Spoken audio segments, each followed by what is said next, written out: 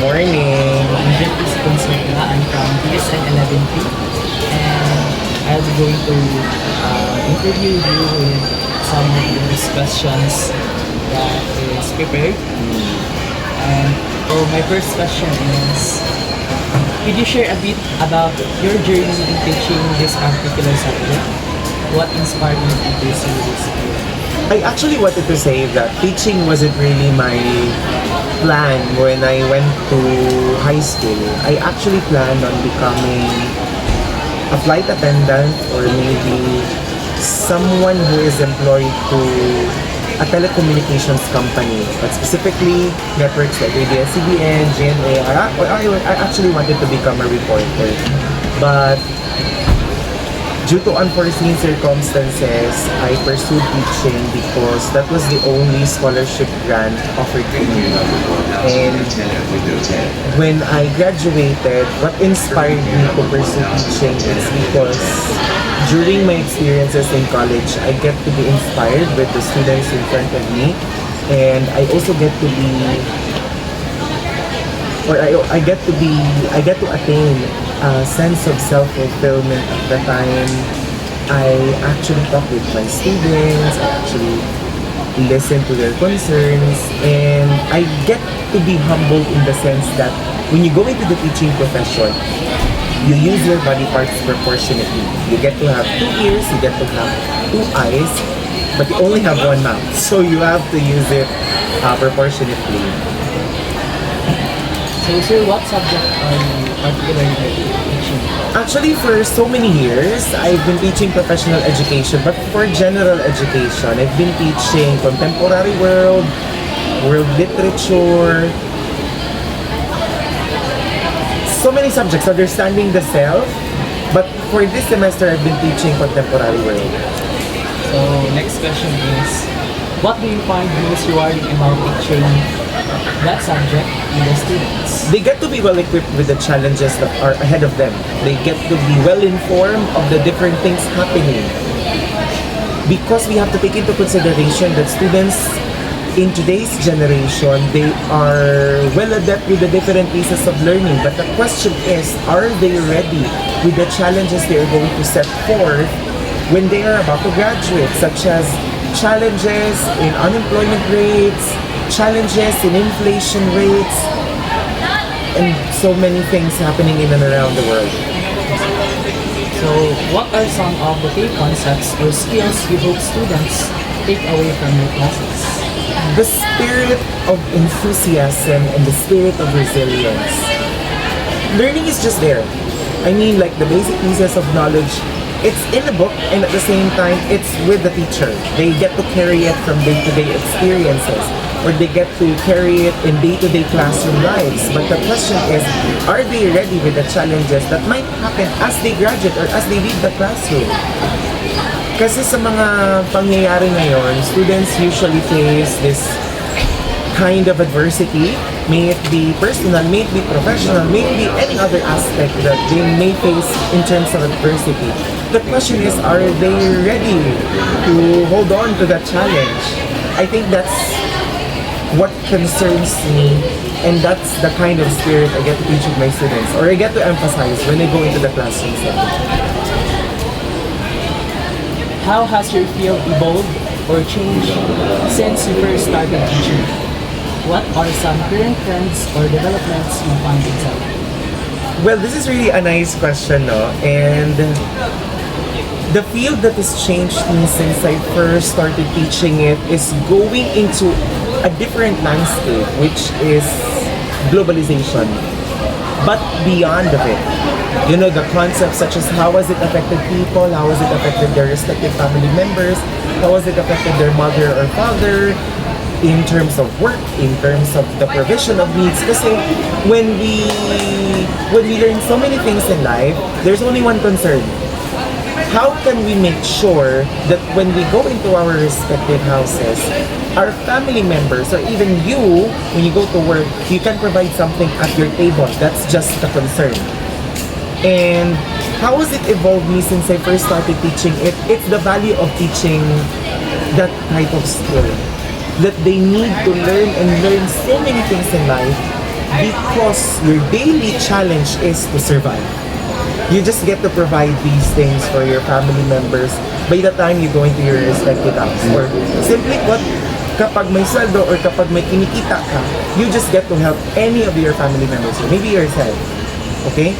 And the current trends or developments that I find exciting, number one, it's what's happening in today's society, what's happening with politics, what's happening with the government, what's happening with the income rates that have been receiving by any of the family members, or how have some of the developments changed or maybe influenced any of the family members, such as decrease in employment rates in some of the companies and the increase of unemployment rates, increase of inflation rates.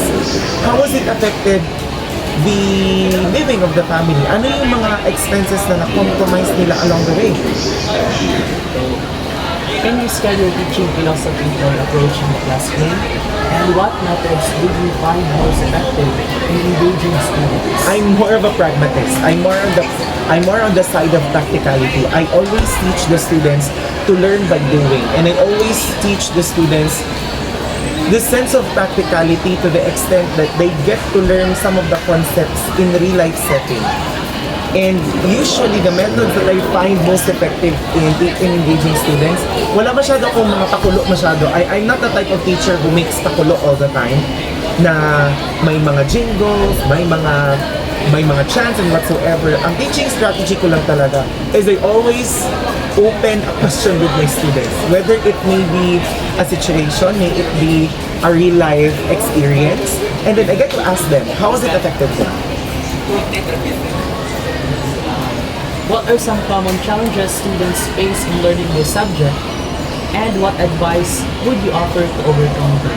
It's just usually the kind of challenges that you as a teacher, you get to introduce to them, such as, increasing inflation rates. Hindi kasi masyado yan ini-introduce ng mga teachers because that's a scary concept. But the kind of advice that I usually get to offer to them just to overcome that type of challenge, it's just to face and be aware of it.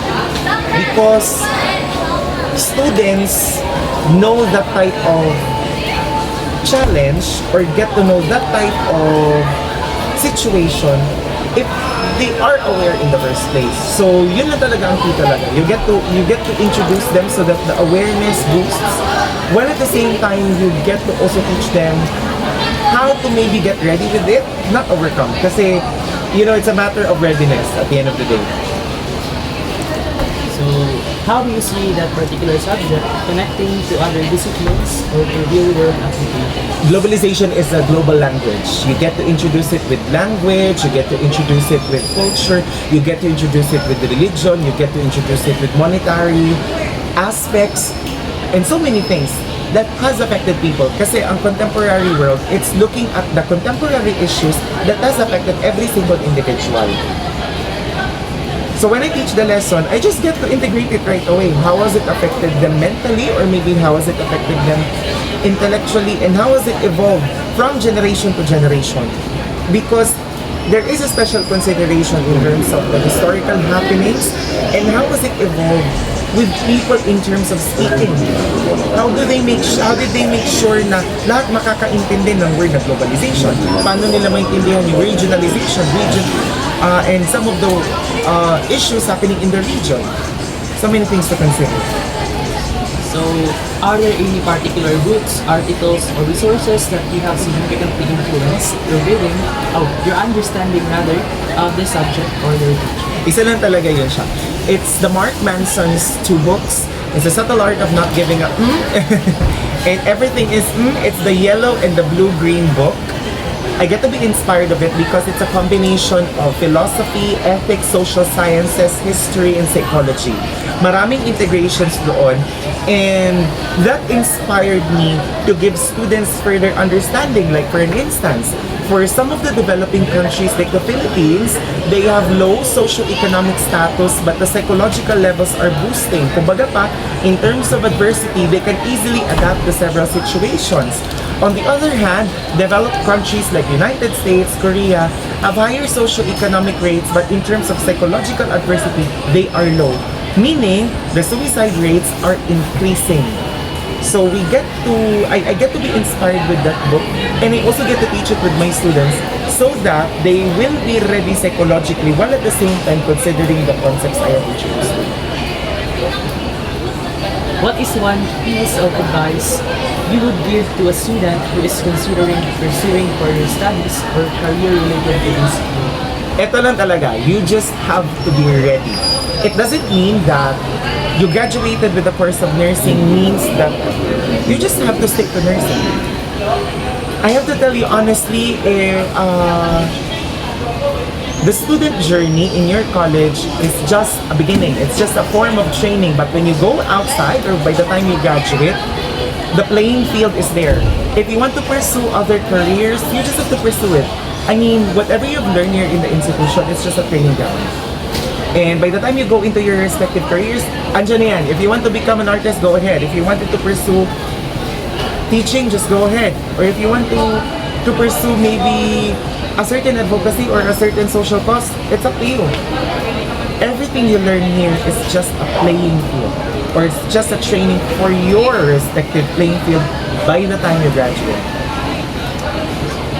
So this is my last question. So outside of the classroom, what are some of your other interests or activities that inform your perspective as an educator? Well, usually outside teaching, I do CrossFit, I do running, I do yoga, and I realized so many things.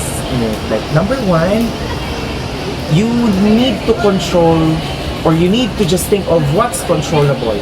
Like the bigger sphere, uncontrollable, let's not think of it anymore. Because it's uncontrollable. Let's only concentrate on the controllable. Like what you can carry, what you can run, what you can wear. That's just what you can control. But the uncontrollable, let's not consider it. Number two, let's get rid of drama and let's concentrate on what we can do moving forward. I think that's what informed me as an educator. Kasi when you go into teaching, it's one of the draining activities, I have to tell you honestly, because you get to handle so many personalities in a single day while listening to the students' concerns, while handling disciplinary procedures to them at the same time. So dagan kay kag ginabuhat, and outside of my teaching, those activities have informed me to just get rid of drama and concentrate on the things moving forward. And number four, it's a matter of setting your kind of playground. Kasi teaching may be my bread and butter, but outside, it's where you get fun. You get to meet so many friends, while at the same time staying healthy. Not that I'm saying that you get to be skinny or what, but you get to be healthy.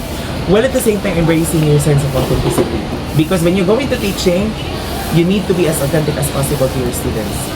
Students do not appreciate most in terms of your teaching strategies, but what they appreciate most of you is that you become authentic because you get to inspire students. And you need to be in shape all the time. So I think that's it. I am Eniel Isaac Del Rosario, and I consider myself as an authentic person that is able to grow bigger in terms of service. Daghang salamat. Thank you, sir.